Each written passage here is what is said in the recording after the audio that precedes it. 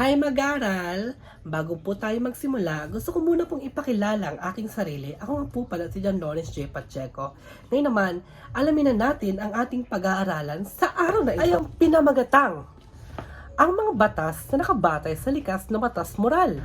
Pero mga mag-aaral, bago natin talakayin at unawain ang ating pag-aaralan sa araw na ito, una natin ang mga layunin ng araling ito. Una, na ipaliliwanag ng mga mag-aaral ang mga batas na nakabatay sa likas na batas moral. Pangalawa, na ilalarawan ng mga mag-aaral ang mga batas na nakabatay sa likas na batas moral. Pangatlo, na nagagamit ng mga mag-aaral ang mga batas na nakabatay sa likas na batas moral sa kanilang pang-araw-araw. Ngayon, ano nga ba o ano ang likas na batas moral? Kapag sinabi o ang ibig sabihin ng likas na batas moral, ito ay ang likas na kakayahan ng tao na malaman kung ano ang tama at mali. Ito ay ang gabay na nakaukit sa konsensya ng bawat isa upang gumawa ng mabuti at maiwasan ng masama. Halimbawa ng mabuti. Una sa lahat, huwag makapaminsala. Ano nga bang ibig sabihin nito? Ang ibig sabihin ng una sa lahat, huwag makapaminsala, ito ay isang uri ng prinsipyong etikal na bibigay diin na bago gumawa ng anumang aksyon, kailangan tiyakin na hindi ito magdulot ng pinsala at negatibo sa iba. Tandaan natin ang mga aksyon natin na gagawin, lagi natin itong isipin na kung makaka-apekto ba to sa tao, lalong-lalo na sa mga mag-aaral. Kaya nyo ba si Santo Tomas de Aquino ay sa kanya, lahat ng tao ay may kakayahang mag-isip, lahat ng tao ay may kakayahang makaunawa sa kabutihan. Kayo ba ay sumasang-ayon doon? Ano nga bang ibig sabihin noon? Ano po? Isa lang po ang ikanyang ibig sabihin na ang lahat ng tao ay may isip at kakayahang maintindihan kung ano nga ba, kung ano ang mabuti. Ano po, tandaan natin, may isip tayo, kaya lagi tayong gumawa ng mabuti. Ngayon naman, kilala nyo ba si Max Saylor? Ayon sa kanya, ang pag-alam sa kabutihan ay hindi lamang gumagalaw sa larawan ng pag-iisip, kundi sa larawan din ng pakiramdam. Ano nga bang ibig sabihin nito? Isa lamang po, ang pag-alam ng kabutihan ay nakabatay hindi lamang sa isip, kundi pati sa damdamin. Bilang isang tao, alam natin yan eh. Ang aksyon na nagawa ba natin ay tama, ramdam natin yan. Kung nakukonsensya tayo sa aksyon natin, ibig sabihin mali yun. Pero kung wala naman tayong nararamdaman na konsensya at ang nararamdaman naman natin ay kasiyahan, ibig sabihin tama ang iyong ginawa. Ano nga ba ang mabuti? Alamin natin ngayon. Kapag sinabi nating mabuti, ito yung paggawa ng tama, nakabuti sa sarili at sa iba. Tandaan, ang mabuti ay ang paggawa ng tama na makakabuti sa inyong sarili at sa iba. Kagaya ko, pag gumawa kayo ng mabuti, pwede makatulot sa akin. Pag gumawa ko ng kabutihan, makakadulot din sa inyo. Ang mag-aaral, natanong nyo na ba ang inyong sarili, ang inyong mga sarili ng katanungang mabuti ba? Ang kagaya ng katanungan na ito ay magbibigay unlad sa inyo bilang isang tao.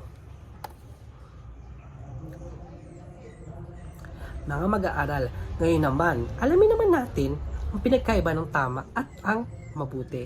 Diba kaganina nalaman na natin na ang mabuti ay ang mga gawa o ang paggawa ng tama na makakabuti o makakadulot ng kabutihan sa sarili natin at sa ibang tao.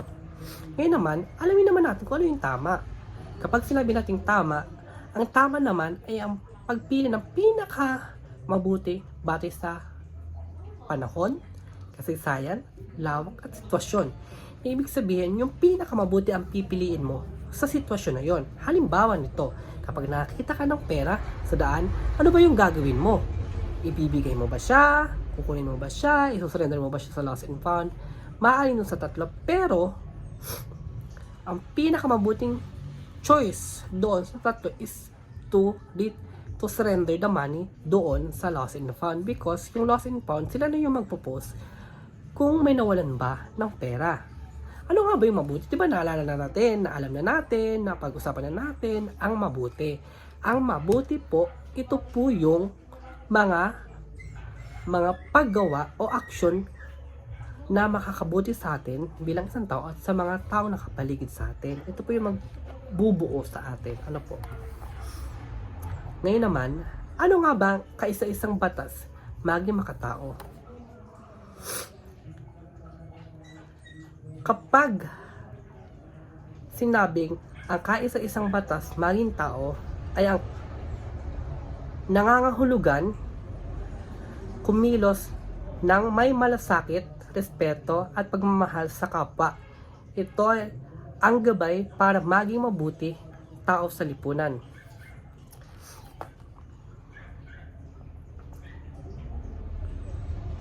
Mga bata, matanong ko lang, paano mo maipapakita ang pagiging mabuting tao sa ating lipunan? Ako po, bilang isang tao, dahil wala pa naman po akong binabayarang tax, isa na lang po ang dapat kong gawin o pwede kong gawin bilang balik doon sa mga tao o doon sa aking komunidad na huwag na lang ako maging pabigat. Ano po, maging, dyan lang ako sa tabi. Wala naman akong naiawang bagyat. So, huwag mo na muna akong pabigat. Ano po? Ngayon naman, ano nga ba ang lahat ng batas para sa tao? Ano po? Kapag sinabi naman nating batas para sa tao, ito ay nangangahulugan, ang mga batas ay ginawa upang mapangalagaan ang kabutihan, karapatan at kapakanan ng mga tao. Ito po yung mga batas na meron tayo sa ating bansa. May iba-ibang batas sa iba-ibang bansa. Ano po, pwedeng maging pareho, pwedeng maging magkaiba, pero yung mga batas na to, isa lamang pang layo nito maprotektahan tayo sa ating komunidad. Ito po yung mga halimbawa ng mga batas para sa tao. Batas karapatan pang tao, ito po yung mga batas na magbibigay o tiyakin na ang lahat ng tao, anuman lahi, kasarian o rehiyon, ay itatrato ng may dignidad at pantay-pantay. Ang batas na ito po ay magbibigay protection sa lahat ng tao. Wala pong exemption. Lahat po ang batas karapatang pantao, lahat yan ay saklaw. Mapabata, matanda, lalaki, babae, lahat po yan saklaw niya. Ang batas paggawa. Ano nga po ba ang layunin nito, di ba? Minsan, yung mga mag-aaral or tao na hindi alam kung ano ba yung batas sa paggawa. Bigyan ng katarungan, sahod at ligtas na lugar ng trabaho ang mga manggagawa na nagtatagoy ng kanilang kapakanan. Ibig sabihin po nito, ang layunin ng batas na ito, maprotektahan yung ating manggagawa. Ano po, na siguraduhin ligtas sa kanilang trabaho, sa kanilang pinagtatrabahuhan, na hindi sila magkakasakit, hindi sila maaksidente, ano po, ligtas lang sila. Na magagawa ang kanilang trabaho. Isa pa pong halimbawa, batas proteksyon sa kababaihan at kabataan. Ang layunin lang po nito ay protektahan ang kababaihan at kabataan laban sa karahasan, pag-aabuso at diskriminasyon. Ano po, kasi nga po, gusto nitong protektahan ng ating kababaihan, of course, na maiiwas sa mga kapahamakan na pwede nilang ma-encounter or ma-experience. Isa pang uri o halimbawa ng batas pang kalusugan, or ano nga bang ibig sabihin or layunin nito? Batas pang kalusugan. Ano po? Siguraduhin ang lahat ng mamamayanan ay may access sa abot kayang serbisyong pangkalusugan. Ibig sabihin po, ito pong batas na to na lahat ng tao sa isang komunidad or nation, bansa, lugar ay may kakayahang ma-afford yung mga serbisyong kailangan nila sa kanilang pangkalusugan.